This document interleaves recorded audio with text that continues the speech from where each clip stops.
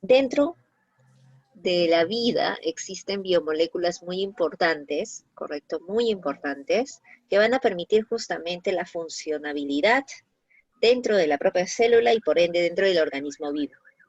Estas biomoléculas son cuatro principalmente, ¿no? Los carbohidratos, los lípidos, las proteínas y los ácidos nucleicos. Sí, ahora, estas biomoléculas son muy diferentes a los bioelementos, porque los elementos, dijimos, formaban parte de la tabla periódica y las moléculas eran la unión de dos a más elementos, ¿correcto? Dentro de los elementos principales hablamos del carbono, porque el carbono era aquel que iba a estar presente en todas las estructuras de las biomoléculas. ¿Por qué? Porque cumplía una regla llamada la regla del octeto, y esta regla, que implica compartir 8 electrones a su alrededor con otro elemento, con otro átomo, ¿correcto? Permitía pues dar estabilidad a la molécula. ¿Y qué significa ser estable? Significa que la molécula no se puede romper, no se puede disociar, no se puede naturalizar, no puede hacer nada de eso sin la presencia de algún otro factor, como por ejemplo una enzima, por ejemplo una reacción química, etcétera. Eso quiere decir que los carbohidratos, los lípidos, proteínas y ácidos nucleicos, ¿correcto? No se andan disociando de la nada, ¿sí? Por ahí hablan de la tetravalencia, sí, la tetravalencia es lo mismo. Entonces, justamente, estas biomoléculas que se llegan a formar, ¿correcto? Que se llegan a formar dentro de los organismos vivos, no es que forma un carbohidrato y se puede destruir, no.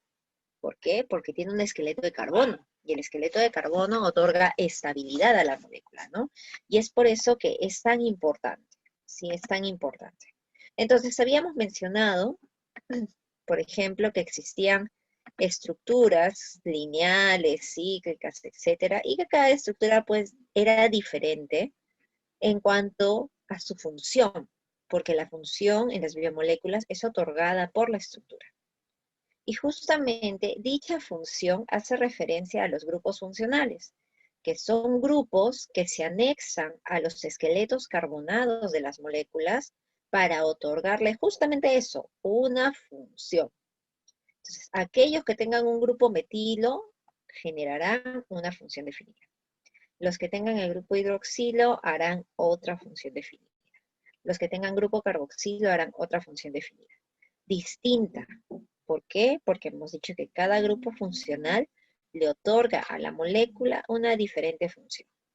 Por eso se le llama grupo funcional. Y por eso lo vamos a ver de ahora en adelante como anexos a los grupos, perdón, a las estructuras carbonadas de estas biomoléculas.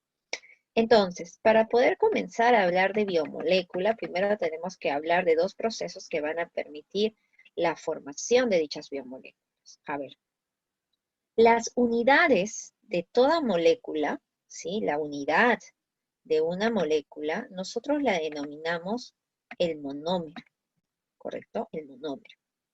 Todas las moléculas contienen monómeros y el conjunto de monómeros me genera un polímero, ¿sí? Un conjunto de monómeros me genera un polímero. Pero para que el polímero se forme, ¿sí? Yo necesito que el monómero se una a otros monómeros, ¿sí?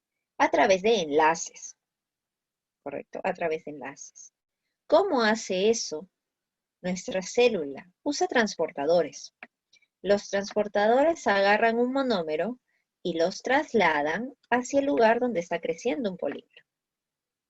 Y se une el monómero a dicho polímero a través de un enlace.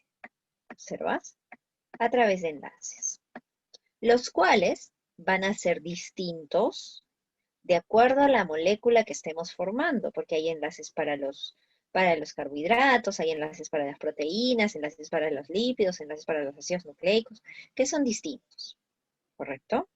Entonces, a este proceso de formación justamente de polímeros se le llama polimerización, ¿correcto? La famosa polimerización. La polimerización entonces es la unión de monómeros a través de enlaces para formar un polímero, ¿sí? Por el contrario, existe otro proceso que es lo contrario a la polimerización, al cual se le denomina hidrólisis. Esta hidrólisis es un proceso en el cual un conjunto de monómeros, ¿sí?, se puede disociar, se puede romper, se pueden separar los monómeros. Es decir, es un proceso en el cual existe la ruptura del enlace, separando de esta manera los monómeros. Para que se dé la ruptura del enlace, hay un proceso denominado la hidrólisis, que consiste en el uso de una molécula de agua. Yo necesito una molécula de agua para poder romper el enlace. Y para que esto ocurra, la molécula de agua debe disociarse a su vez en un hidrógeno y en un OH, para que de esa manera participen del proceso llamado hidrólisis y se pueda romper el enlace entre los monómeros, ¿correcto? Entonces, como verás, la polimerización y la hidrólisis son procesos contrarios.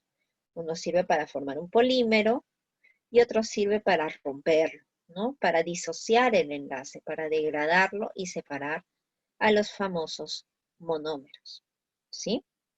Entonces, conociendo estos dos procesos, podemos hablar ahora sí de las moléculas.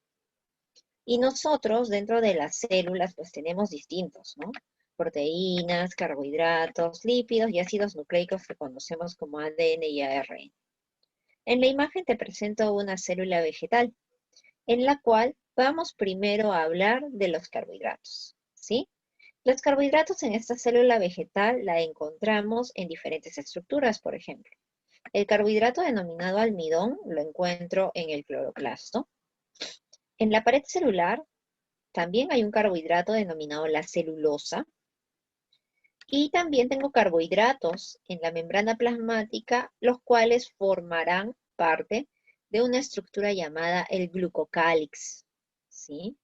Y estos carbohidratos que forman parte de distintas estructuras, como por ejemplo cloroplasto, pared y membrana, cada uno de ellos tiene una función distinta.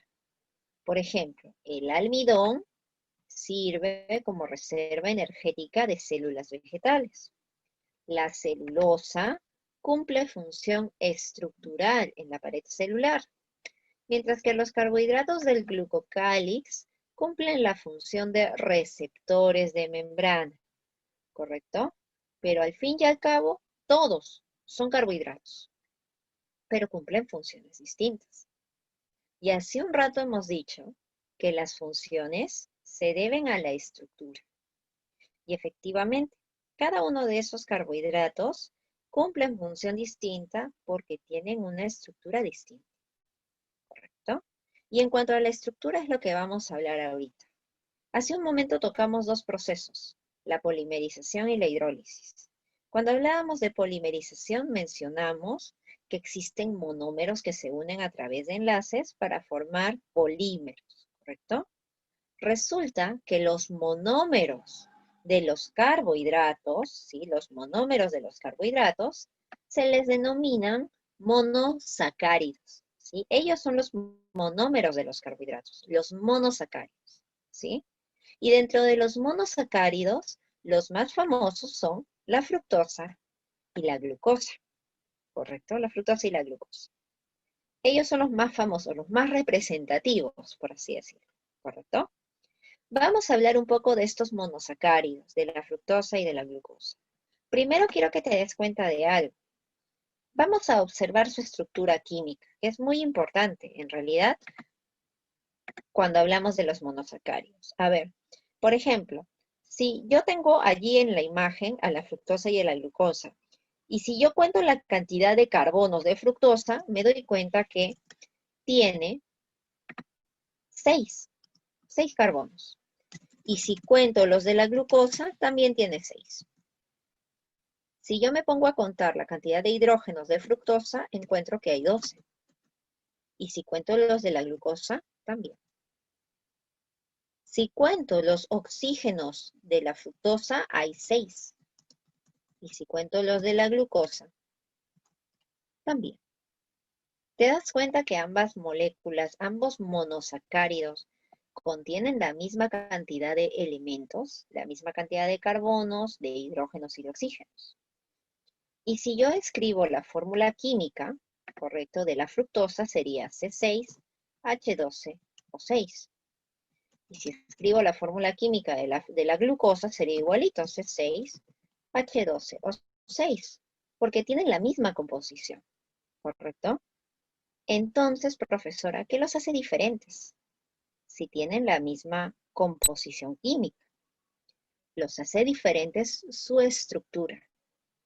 Lo que pasa es que si nosotros observamos la fructosa, mira el carbono número 2, perdón. Tiene un oxígeno.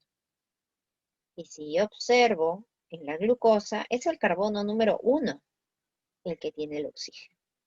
¿Sí? Esta estructura distinta, pero con composición igual, nos hace decir que la fructosa y la glucosa son isómeros. Ser isómero significa dos moléculas con la misma composición química, pero distinta estructura. Y recuerda, la estructura es la que otorga la función. Entonces, si la estructura es diferente, su función es distinta. La fructosa, por ejemplo, la encontramos en las frutas. La glucosa la encontramos en otros alimentos. También está en la fruta, pero las funciones son distintas. Fructosa sigue una ruta metabólica distinta a la ruta metabólica de la glucosa, que lo veremos de acá más adelante cuando hagamos metabolismo celular. Pero cumplen funciones diferentes por la estructura justamente de la molécula. ¿Sí? Ahora, hablando de la estructura de la molécula, te contaré que la glucosa contiene una estructura, un grupo funcional llamado el aldehído, que es lo que acabo de resaltar de color rojo, el CHO, el famoso CHO, ¿correcto? Eso es el grupo aldehído. Y el grupo aldehído lo tiene la glucosa. Mientras que la fructosa tiene el grupo cetona, el CO, ¿sí? Entonces, cada uno de ellos tiene dos grupos distintos. Glucosa tiene aldehído y fructosa tiene grupo cetona, ¿sí? ¿Quiénes son esos grupos, profesora? Los grupos funcionales. Y acuérdate que el grupo funcional otorga función. Y es una función distinta, ¿no? Otra cosa que podemos decir respecto a estos monosacáridos es que la glucosa, como tiene su grupo aldehído, se le denomina aldosa.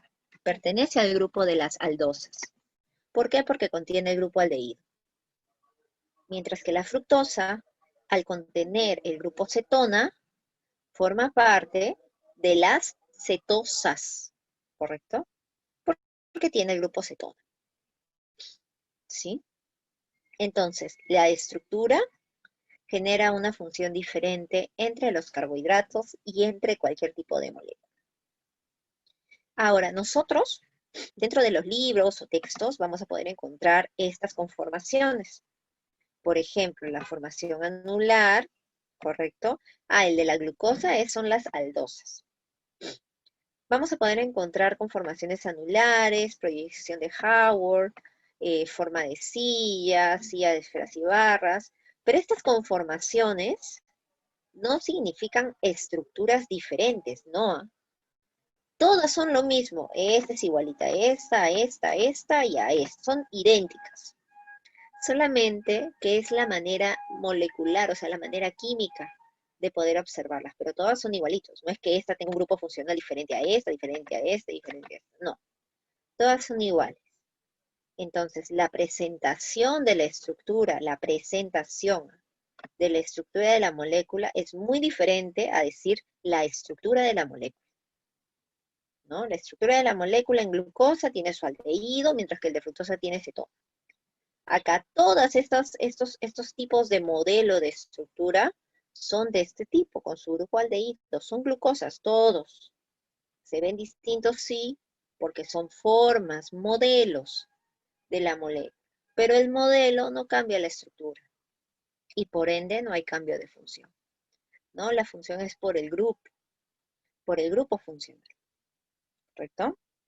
Entonces, al haber comprendido con respecto a los monosacáridos, ¿sí? Podemos hablar ahora de cómo se da la unión entre ellos. Cuando hablamos nosotros de polimerización, mencionamos que los monómeros se unen a través de enlaces y que los enlaces pues son diferentes de acuerdo a la biomolécula, ¿correcto? Cuando dos monosacáridos se llegan a unir a través de un enlace, se le llama disacárido. Te presento al disacárido sacarosa y el disacárido lactosa. Vamos a empezar por el más simple. El disacárido sacarosa está formado por la unión de glucosa con fructosa, mientras que el disacárido lactosa está formado por la unión de la glucosa con la galactosa, ¿correcto? El enlace que une a la glucosa, por ejemplo, con la fructosa, a la glucosa con la galactosa, recibe el nombre de enlace glucosídico, ¿correcto? Es el enlace glucosídico, ese es el enlace de los carbohidratos. Pero dentro del enlace glucosídico existen dos tipos, el alfa, ¿correcto? Y el beta, ¿sí? El alfa y el beta, son dos tipos de enlaces. El enlace alfa es aquel que se da entre el carbono número 1 de un monosacárido y el carbono número 2 del otro monosacárido. Mientras que el enlace beta es la unión del carbono 1 de un monosacárido con el carbono 4 del otro monosacárido, ¿correcto? Son enlaces diferentes. Ahora, esta composición del enlace le otorga a cada uno de ellos una propiedad distinta. El enlace alfa es un enlace que es muy plegable, se puede doblar, puede optar formas, la molécula. En cambio, el enlace beta es un poco más rígido, más duro, más fuerte, ¿correcto? Ese es el enlace beta, ¿sí? Un enlace un poquito más rígido, ¿sí? Un enlace que difícil de ser roto por su rigidez, justamente, ¿correcto? Ahora, así como hemos hablado de los monosacáridos, los disacáridos, si seguimos avanzando en la polimerización, vamos a llegar a los polisacáridos, ¿sí? Los polisacáridos, que vienen a ser un conjunto un poco más grande de monómeros, o sea, de monosacáridos. Dentro de ellos tenemos, por ejemplo, a la celulosa, al almidón y al glucógeno. Cada uno de ellos, si tú observas, tienen estructuras diferentes. Y si tienen estructuras diferentes, pues su función debe ser distinta. La celulosa forma parte de la pared celular de las plantas y tiene una función estructural porque es muy rígida. El almidón se encuentra en las células vegetales y sirve como reserva energética. ¿Te acuerdas? Sirve como reserva energética para las células vegetales. Mientras que el glucógeno sirve como reserva energética, pero para células animales, ¿correcto? Para células animales, ¿sí? Entonces tienen funciones distintas, porque su estructura a simple vista es distinta. Pero, ¿qué es lo que ha permitido dicha estructura? Los enlaces.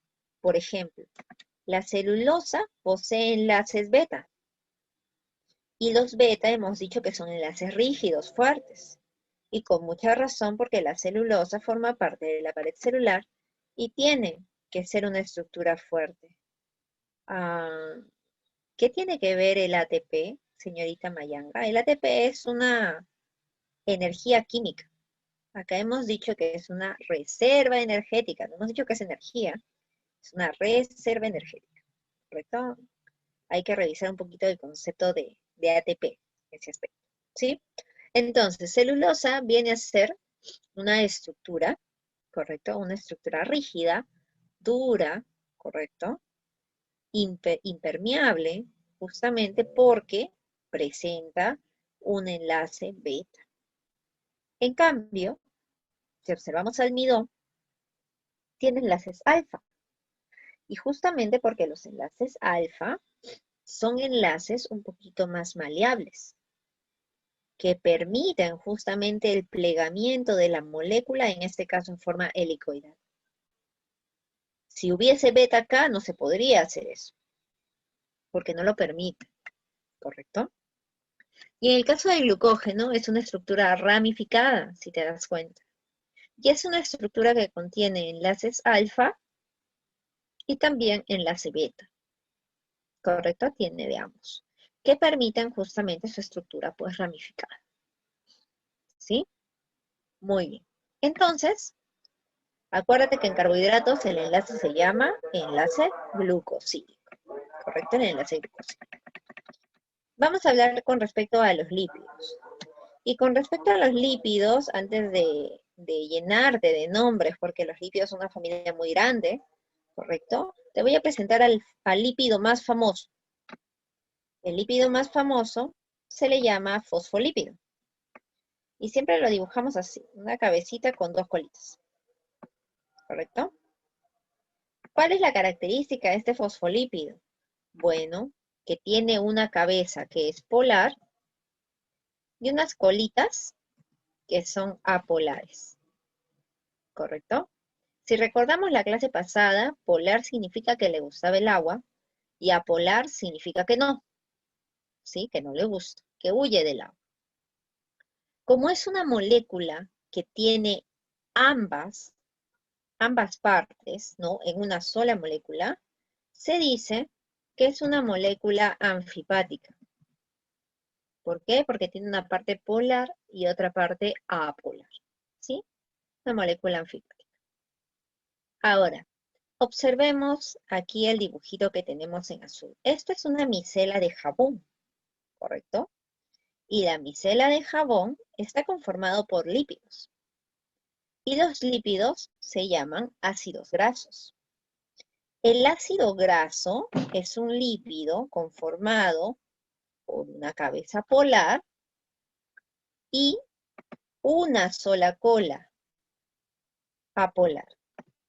Eso quiere decir que también es una molécula anfipática. Claro, es una molécula anfipática. Y te cuento que el ácido graso es la unidad del lípido, es el monómero del lípido. Así como en carbohidratos es el monosacárido, en lípidos es el ácido graso, ¿sí? Entonces, esta micela de jabón está conformado por ácidos grasos, donde la parte polar, o sea, las cabezas, son las que dan hacia el agua, ¿sí? Están hacia afuera. Mientras que la cola, que es apolar, que no le gusta el agua, está hacia adentro, ¿correcto? Entonces, tú te preguntarás, pero profesora, ¿el jabón es una grasa? Claro que sí. Anteriormente, hace muchos, muchos años, cuando apareció el jabón, se hacía a base de grasa animal, a base de grasa de chanchito, ¿correcto? Y la gente pues se bañaba, se lavaba su ropa, etcétera, con la grasa del chanchito, ¿correcto? Entonces, eso a medida que evolucionó el tiempo, nosotros ahora tenemos pues el jabón de tocador, el detergente, el ayudín, todo aquello que sea jabón y remueva la grasa, ¿correcto? Porque todos ellos son capaces de remover las grasas, ¿sí?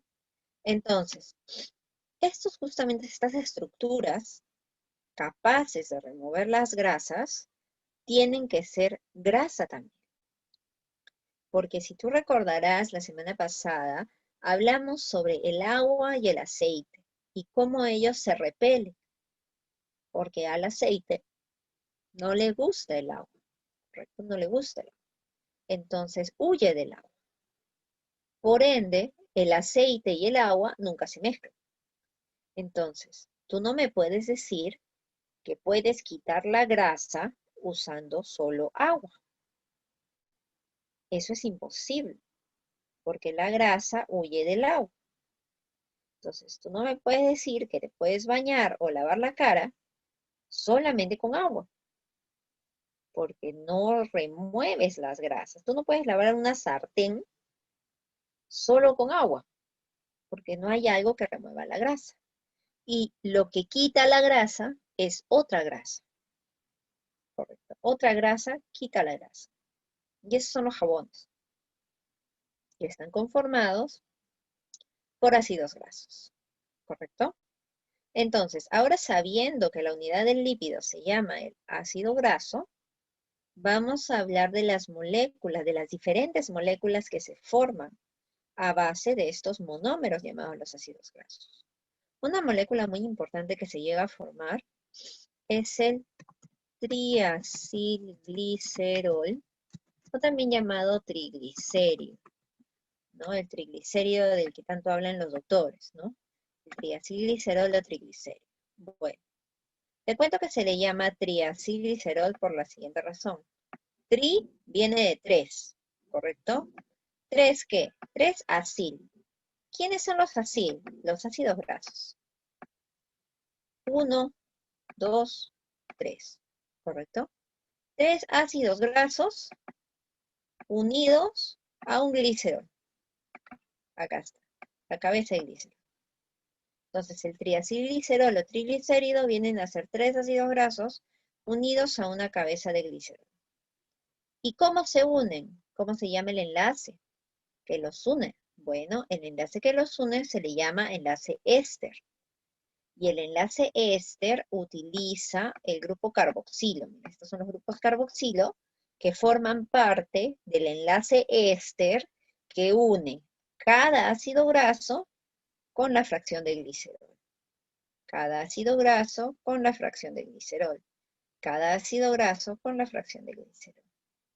¿Correcto? Entonces, el enlace del lípido se le llama enlace éster. ¿Sí? Ese es un triacilglicerol o también llamado el triglicérido. Ahora, observemos aquí. Acá tenemos el ácido esteárico. Y este ácido esteárico lo están comparando, mira, con la cola del ácido graso. Y mira, es una cadena de 18 carbonos. Es una cadena larga, ¿correcto? Es una cadena larga. Pero existe una gran diferencia. Por ejemplo, yo puedo encontrar triglicéridos, ¿sí? En la grasa de los animales y en la grasa de las plantas, ¿sí? Pero si el ácido graso es ácido esteárico, el ácido esteárico solamente yo lo encuentro en plantas. Eso quiere decir que las estructuras, al ser distintas, ¿correcto? Cumplen una función diferente. Y es lo que vamos a ver en la siguiente imagen. Mira. Este es el triestearato. El triestearato contiene 1, 2, 3 ácidos esteáricos. ¿Correcto? Contiene 3 ácidos esteáricos. ¿Sí? El triestearato, entonces, en su composición, hay 3 ácidos esteáricos. ¿Correcto? Pero, por ejemplo, si yo observo el aceite de linaza, ¿correcto? Que al parecer tiene la misma estructura, tiene 1, 2, 3 ácidos linoleicos, ¿correcto? 3 ácidos linoleicos, ¿correcto? 3 ácidos linoleicos, 1, 2 y 3. ¿Sí? ¿Cuál es la gran diferencia entre triestearato y aceite de linaza? que los ácidos esteáricos son cadenas de carbonos, como tú verás acá, ¿sí? Que tienen enlaces simples, ¿correcto? Toda la molécula contiene solamente enlaces simples. En cambio, el aceite de linaza, los ácidos linoleicos, ¿sí? Son aquellos que contienen entre enlaces dobles y enlaces triples, que es lo que tenemos nosotros de color amarillito, ¿sí? Entonces, el triestearato contiene ácidos esteáricos, que son cadenas de carbonos solo con enlaces simples, mientras que el aceite de linaza contiene 3 ácidos linoleicos, pero la estructura del ácido linoleico tiene enlaces dobles y enlaces triples, ¿sí? Y aquí viene la otra gran diferencia. Cuando las estructuras, ¿sí? Las estructuras contienen enlaces dobles o triples, se les denominan insaturados. Y cuando las estructuras tienen enlaces simples, se les denomina saturados. ¿Correcto? Saturados. Entonces, el aceite de linaza es un ejemplo de triglicérido insaturado. ¿Por qué? Porque tiene ácidos grasos insaturados. El triestearato es otro ejemplo de triglicérido, porque es un triglicérido, pero que contiene ácidos grasos saturados. ¿Quién es un ácido graso saturado? El ácido esteárico. ¿Por qué? Porque contiene solamente enlaces simples. ¿Correcto? Ambos, triestearato y aceite de linaza, son triglicéridos. ¿Por qué, profesora, son triglicéridos? Porque tienen 3 ácidos grasos y tienen su cabeza de glicerol, igualito que acá. La gran diferencia es el tipo de ácido graso. En este caso, en el triestearato, el ácido graso se llama ácido esteárico. Y en el aceite de linaza, el ácido graso es ácido linoleico. Por eso son ácidos. Ácido esteárico y ácido linoleico. El ácido esteárico tiene solamente enlaces simples y el ácido linoleico tiene enlaces dobles o triples. Cuando el ácido graso tiene solo enlaces simples, se les llama saturados. Y cuando tienen enlaces dobles o triples, se les denomina insaturados. ¿Correcto? Insaturados. Hasta allí, ¿alguna pregunta, alguna duda? ¿Algo que quieras consultar?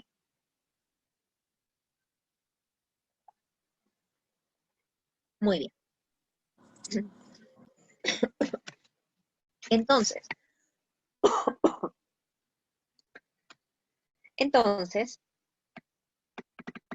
vamos a ver acá, vamos a seguir viendo a la gran familia de los lípidos. A ver, ¿tú te acuerdas que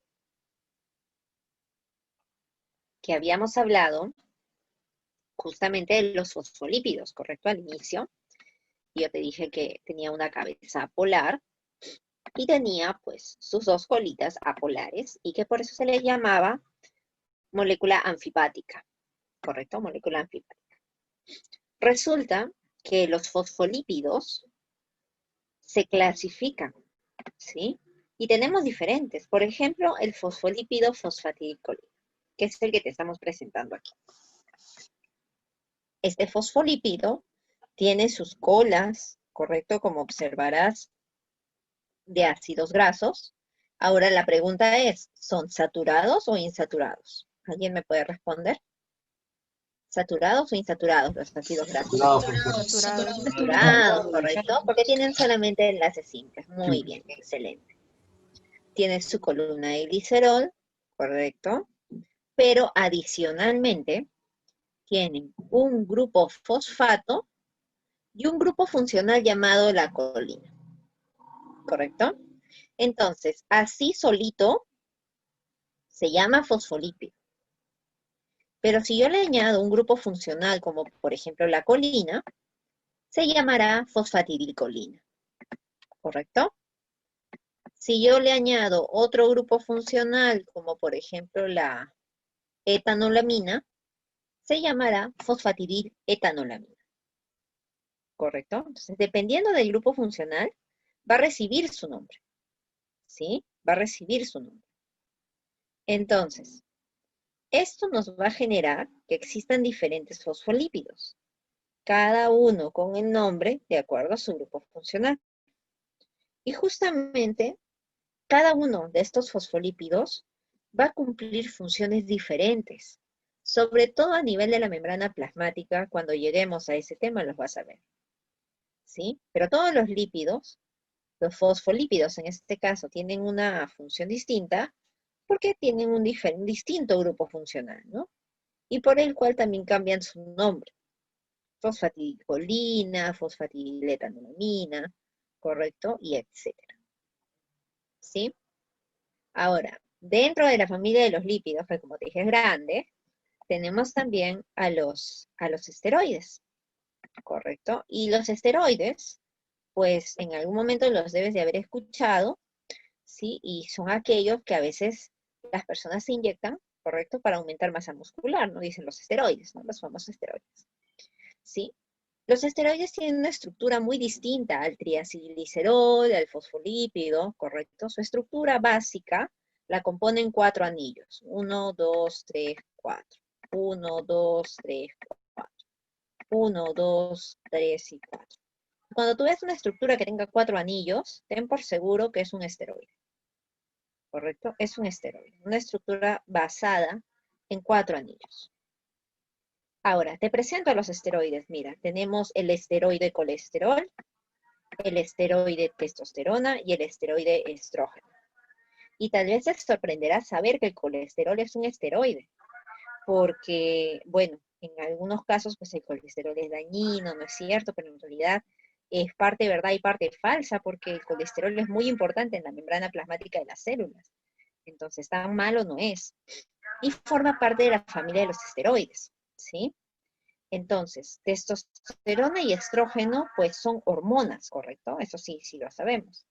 Vamos a observar la diferencia entre este colesterol, ¿sí? Y estas dos hormonas.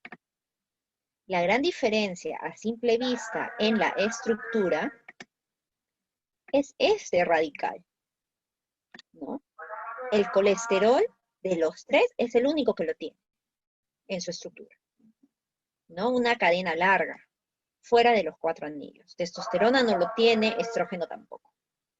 Entonces, esta estructura es lo que le brinda al colesterol una función diferente a las hormonas, ¿no? El colesterol sirve para estabilizar la membrana plasmática de las células. Las hormonas regulan procesos metabólicos, ¿correcto? Son distintas, funciones diferentes. Y es por la estructura. Ahora, vamos a diferenciar entre las hormonas, entre la testosterona de los varoncitos y el estrógeno de las mujercitas, ¿correcto? Si observamos las estructuras, a simple vista parecen iguales, pero no es así. Por ejemplo, en el caso de la testosterona, tienen un radical metilo que el estrógeno no tiene, ¿correcto? La testosterona tiene un carboxilo, mientras que el estrógeno tiene un OH. Entonces la estructura es diferente. Y eso les genera una función distinta dentro de lo que son hormonas, ¿no? En los varoncitos tiene una función y en las mujercitas también, ¿no? En los varoncitos, por ejemplo, incremento de masa muscular y en las mujercitas características femeninas, ¿no? Entonces, las estructuras, vuelvo a repetir, son las que confieren funciones diferentes a cada una de las biomoléculas, ¿correcto? A cada una de las biomoléculas. Entonces, así como hemos hablado de los lípidos y los carbohidratos, vamos a hablar ahora de las proteínas. Si en los carbohidratos el monómero era el monosacárido En los lípidos ser el ácido graso. En las proteínas, correcto, en las proteínas, el monómero, la unidad de la proteína se llama aminoácido, ¿sí? El famoso aminoácido. Este aminoácido, correcto, este aminoácido tiene una estructura muy similar, pero dentro de ella hay un grupo funcional, un radical, que permite diferenciar entre los tipos de aminoácidos. Nosotros tenemos un total de 20 aminoácidos. Cada uno de ellos es diferente entre sí debido a este radical. Para ello vamos primero a conocer las partes de un aminoácido. El aminoácido, correcto, está formado por un carbono central, un hidrógeno, un grupo carboxilo, un grupo amino, ¿sí? Y un radical, ¿correcto? Un carbono, un hidrógeno, un grupo carboxilo, un grupo amino y un radical, ¿sí? Está formado por ello. Ahora, ¿qué es lo que se repite? O sea, lo que siempre voy a encontrar en todos los aminoácidos. Todos los aminoácidos tienen un carbono central. Todos tienen un hidrógeno. Todos tienen un grupo carboxilo. Todos tienen un grupo amino. La gran diferencia entre ellos es el radical. ¿Sí? El radical. El radical es lo que hace la diferencia entre los 20 aminoácidos. Y lo vamos a ver ahora más adelante. Pero la estructura básica es carbono, hidrógeno, grupo carboxilo y grupo amino. ¿Correcto? Ahora, para unir aminoácidos se requiere de un enlace. El enlace se llama el enlace peptídico. Este enlace peptídico se da entre dos aminoácidos. Mira, vamos a formar el enlace peptídico. Acá tenemos un aminoácido, ¿sí? Y acá tenemos otro aminoácido. ¿Correcto? Otro aminoácido. ¿Correcto? Muy bien. Ahora, vamos a conocer las partes, ¿sí? Nuevamente, un carbono central, ¿correcto? Vamos a señalar ahora el grupo amino, un grupo amino y su grupo amino, ¿correcto? Vamos a señalar ahora el grupo carboxilo, y acá también tenemos el grupo carboxilo. Vamos a señalar el hidrógeno, y acá también tenemos el hidrógeno, ¿correcto? Y finalmente, pues, tenemos los radicales, ¿no? Los radicales. Si observamos en la imagen, el enlace peptídico se forma entre el grupo carboxilo de un aminoácido y el grupo amino de otro aminoácido. ¿Correcto? El grupo carboxilo de un aminoácido y el grupo amino de otro aminoácido. ¿Correcto? Entre ellos se va a formar. Pero resulta que para yo poder formar el enlace peptídico, yo necesito unir el carbono del grupo carboxilo con el nitrógeno del grupo amino del otro aminoácido. Pero hay algo que me interrumpe, mira. Este OH y este hidrógeno. Para liberarlos, para sacarlos, ellos se van en forma de una molécula de agua. OH más H, H2O. Entonces, cada vez que se forma un enlace peptídico, siempre se libera una molécula de agua, se pierde una molécula de agua. Eso es siempre. Y de esa manera, recién, yo podré formar mi enlace peptídico entre el carbono del grupo carboxilo de un aminoácido y el nitrógeno del grupo amino del otro aminoácido, liberando siempre mi molécula del agua. ¿Correcto? Mi molécula del agua. Si me voy a este dibujito de acá, voy a poder observar que se forma efectivamente el enlace peptídico entre el carbono y el nitrógeno de aminoácidos diferentes, ¿correcto? Siempre teniendo en cuenta que se libera en la formación de cada enlace una molécula de agua, ¿correcto? Siempre. La liberación de una molécula de agua, ¿correcto? Muy bien. Entonces, vamos a pasar a hablar de estos diferentes aminoácidos que existen justamente. Te dije que son 20 y que se diferenciaban por el tema del radical. Los aminoácidos se clasifican de acuerdo, por ejemplo, a si son polares con carga, polares sin carga, no polares, y de cadenas laterales con propiedades únicas. Ahora, acá tenemos los diferentes tipos de aminoácido y quiero que observes que cada uno de ellos tiene la estructura básica: carbono, hidrógeno, grupo carboxilo, grupo amino, carbono, hidrógeno, grupo carboxilo, grupo amino. Todos tienen lo mismo, pero la gran diferencia es el radical. Mira los radicales. Los radicales son muy diferentes dentro del grupo, así como entre grupos, ¿correcto? Son distintos, ¿sí? Son muy diferentes. Y justamente cada uno de estos radicales es aquello que le otorga a cada aminoácido una propiedad distinta, porque algunas veces los aminoácidos se van a encontrar en algunos alimentos, otras se van a encontrar en formando parte de estructuras, ¿correcto? Dentro de la célula, dentro de nuestro cuerpo. Entonces, cada aminoácido forma parte de proteínas que en algunos casos es distinto.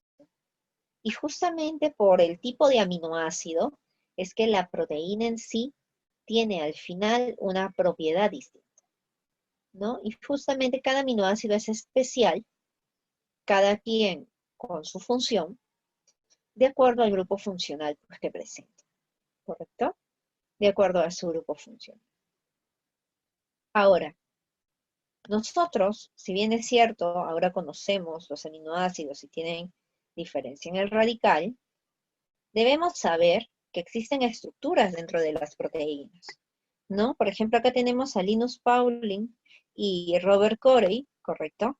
Que fueron aquellos que descubrieron cómo era la forma de una proteína, ¿sí? Ellos se encuentran y diseñan el modelo de la hélice alfa de las proteínas, ¿correcto? El modelo hélice alfa de las proteínas. Ese modelo hélice alfa que menciona que entre vuelta y vuelta, ¿correcto? Entre vuelta y vuelta existen 3.6 residuos de aminoácidos. Es decir, existen 3 aminoácidos, ¿correcto? 3 aminoácidos y un poquito más, ¿correcto? 3 aminoácidos y un poquito más en las vueltas. 3 aminoácidos y algo más. Entonces, ellos mantienen que la disposición de los aminoácidos puede darse de esa forma, en forma helicoidal. Y esa forma helicoidal, ellos la denominan hélice alfa, ¿correcto? La famosa hélice alfa. Ahora, debemos tener en cuenta lo siguiente: las proteínas se dividen de acuerdo a distintas estructuras. Por ejemplo, tenemos la estructura primaria, la estructura secundaria, la estructura terciaria y la estructura cuaternaria. ¿Correcto? Vamos a hablar primero de la estructura primaria. La estructura primaria es una secuencia de aminoácidos. ¿Correcto? Una secuencia de aminoácidos. La estructura secundaria fue aquello que encontraron Linus Pauling y Robert Corey. Es decir, está conformada por la hélice alfa, ¿no? Que es lo que tenemos en la imagen. Pero también se encuentra a la famosa hoja beta, ¿correcto? La famosa hoja beta, que es otro modelo de estructura secundaria. Dentro de la estructura terciaria, ¿sí? Viene a ser el conjunto de hélices alfa y hojas beta. ¿correcto? Es la unión. A ello se le denomina estructura terciaria. Mientras que la estructura cuaternaria viene a ser el conjunto, ¿correcto? El conjunto de terciarios. Y es lo que finalmente generará a la proteína, ¿correcto? Un conjunto de terciarios.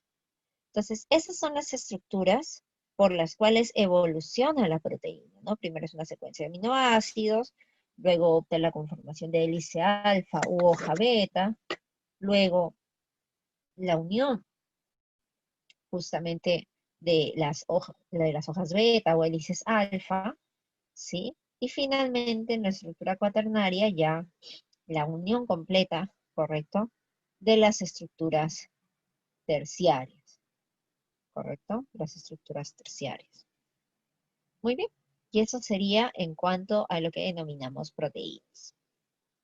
Y una última biomolécula que nos toca citar en esta clase son los ácidos nucleicos. Y los ácidos nucleicos, pues, son aquellos que nosotros conocemos como el ADN y el ARN, ¿correcto? Que son los ácidos nucleicos por excelencia, ¿sí? Tú sabes que el ADN, ¿sí? El ADN, vamos a ponerlo acá. El ADN es el ácido desoxirribonucleico, ¿correcto? Y el ARN es el ácido ribonucleico, ¿correcto? Son dos tipos, el ácido desoxirribonucleico y el ácido ribonucleico, ¿sí? Ahora, cada uno de ellos es distinto, ¿correcto? Es diferente por dos razones, porque a veces el alumno dice, ah, ya, ADN, adenina, timina, citosina, guanina, y ARN, adenina, uracilo, citosina, guanina. ¿Cuál es la diferencia? Le pregunta, que el ADN tiene timina y el ARN no la tiene y en lugar de ese tiene uracilo. Pero no es la única diferencia, porque la diferencia más importante es que en el ADN, el azúcar, ¿correcto? El azúcar se llama desoxirribosa, mientras que en el ácido ribonucleico, el azúcar se llama ribosa. Esa es la principal diferencia, el tipo de azúcar. Ya después, el tema de la base nitrogenada, ¿no? Adenina, timina, citosina, guanina, para ADN, y para ARN, adenina, uracilo, citosina, guanina, ¿no? Diferentes, ¿correcto? Son cosas muy distintas, ¿sí? Pero son dos las diferencias básicas entre estas moléculas, ¿sí? El azúcar y la base. Ahora, así como en carbohidratos habíamos hablado que la unidad era el monosacárido, en lípidos era el ácido graso, en proteínas era el aminoácido, bueno, en ácidos nucleicos la unidad se llama nucleótido, ¿correcto? El nucleótido. ¿Y de qué está conformado el nucleótido? Bueno, te lo voy a presentar. El nucleótido está formado por un azúcar, por una base, que es llamada la base nitrogenada, y por un grupo fosfato, ¿no? Si es ADN, el azúcar será desoxirribosa, y si es ARN, el azúcar se llamará ribosa.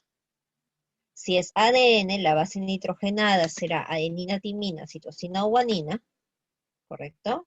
Y si es ARN, las bases serán adenina, uracilo, citosina, guanina, ¿correcto? Son distintas, pero todas ellas se llaman nucleótidos, ¿sí? Son nucleótidos. Ahora, así como en carbohidratos, el enlace se llama enlace glucosídico, en lípidos se llama enlace éster, en aminoácidos se llama enlace peptídico, ¿correcto? En ácidos nucleicos, el enlace se llama fosfodiéster, ¿correcto? El enlace fosfodiéster. Ahora, este enlace fosfodiéster se dará entre los nucleótidos. Para ello, observemos por favor la imagen que tenemos por aquí, acá. Lo primero que yo voy a hacer para que te des cuenta es delimitar los nucleótidos. Mira. Este es un nucleótido. Este, otro nucleótido. Este, otro nucleótido, ¿correcto? Y este es otro nucleótido, ¿no? Ahí tenemos 4 nucleótidos, si te das cuenta, ¿correcto? Eso es algo muy importante que quiero que te des cuenta. Tengo 4, 1, 2, 3 y 4, ¿correcto? Una vez que yo me di cuenta de eso, mira, voy a borrar acá, ¿sí? Una vez que yo me doy cuenta de eso, vamos a observar dónde se da el enlace, fosfodiéster. Se da entre el azúcar, ¿correcto?, de un nucleótido con el fosfato del otro nucleótido. Entre el azúcar de un nucleótido y el grupo fosfato del otro nucleótido. Entre el azúcar de un nucleótido y el grupo fosfato del otro nucleótido. ¿Te das cuenta? Así se da el enlace fosfodiéster. Entre el azúcar de un nucleótido y el grupo fosfato del otro nucleótido. Te lo digo porque a veces los alumnos piensan que el enlace es acá, entre las bases. Y acá no hay ningún enlace, ¿eh? No existen enlaces entre las bases. Al menos de esta forma, no hay. ¿Correcto? Entonces, la cadena de nucleótidos se forma por medio de un enlace fosfodiéster que se da entre el azúcar de un nucleótido y el grupo fosfato de otro nucleótido. Eso es muy diferente a decir que la adenina se une con la timina. Porque eso ocurre aquí a la horizontal. Adenina con timina, con otra cadena. Citosina con guanina, ¿no? Uracilo, guanina, etcétera, todo lo que venga es hacia este lado. Esto es otro enlace que se llama puente de hidrógeno. Pero la cadena de nucleótidos se da a través de enlaces fosfodiéster entre el azúcar de un nucleótido y el grupo fosfato del otro nucleótido. ¿Correcto? Ahora, hablando de las bases nitrogenadas, debemos tener en cuenta que existen 2 tipos, las purinas y las pirimidinas. Dentro de las purinas tenemos a guanina y adenina. Y dentro de las pirimidinas tenemos a citosina, timina y uracilo. ¿Correcto? Citosina, timina y uracilo. ¿Está bien? Muy bien. Entonces, si hablamos de ácidos nucleicos, debemos acordarnos pues de Watson y Crick, ¿correcto? De Watson y Crick, que hablaron sobre el modelo de la doble hélice del ADN, ¿correcto? Y para citarlos un poquito, y voy a dibujar mi doble hélice del ADN que dijeron ellos, ¿correcto? La doble hélice. Un poquito fea, pero ahí está. ¿Sí? Esto es la doble hélice del ADN. Ahora, si yo hablo del ARN, el ARN es una sola, ¿correcto? Es una sola hebra, si no es doble como el ADN. El ADN sí es una doble hélice, pero el ARN no. El ARN es monocatenario, es decir, es uno solo, ¿correcto? Entonces, observemos este ejemplo. Este ejemplo es un ARN de tipo ribosomal, ¿correcto? Es un ARN de ribosoma, que si nosotros observamos, efectivamente es una sola cadena, solamente que está plegada sobre sí misma, está doblada, si te das cuenta, sobre sí misma, pero es una sola. Este de acá es un ARN ribosomal. Existen diferentes tipos de ARNs. Tenemos ARN ribosomal, ARN mensajero, ARN transferencia, ARN pequeño nuclear, etcétera. Un montón de tipos de ARNs. Pero estos ARNs son diferentes entre sí porque cumplen una función distinta. ¿Y por qué las funciones son distintas? Por la estructura. Por ejemplo, el ARN ribosomal tiene esta estructura, pero el ARN mensajero tiene esta. El ARN de transferencia tiene esta estructura, mira. Es un poquito rara, pero así es. ¿Sí? Entonces, como sus estructuras son diferentes, sus funciones también son distintas, porque estamos diciendo toda la clase que las estructuras confieren funciones diferentes a las moléculas, ¿correcto? Entonces, el ARN hay de tantos tipos, porque justamente las estructuras son diferentes, y al ser diferentes le confieren funciones distintas, ¿correcto? Pero de estas funciones, nosotros vamos a poder hablar en la clase de transcripción, que es casi una de las últimas. Ahí vas a conocer todos los tipos de ARN, ¿correcto? Pero hagamos la comparación con el ADN. El ADN siempre es una doble hebra. Tal vez la única diferencia dentro de los ADNs es que el ADN del núcleo es lineal y el ADN de las mitocondrias y cloroplastos es circular. Pero en cualquiera de los dos casos, sea lineal o circular, siempre es una doble hélice. Siempre va a ser así. ¿Y cuál es la función del ADN? Guardar la información genética, ¿correcto? Entonces, el ADN no tiene funciones diferentes, tiene una única función, guarda información genética. ¿Y por qué tiene una única función? Porque tiene una sola estructura, la doble hélice, ¿correcto? A diferencia del ARN, que el ARN se pliega o es lineal o simplemente tiene unas estructuras un poco raras y diferentes como la ribosomal, pero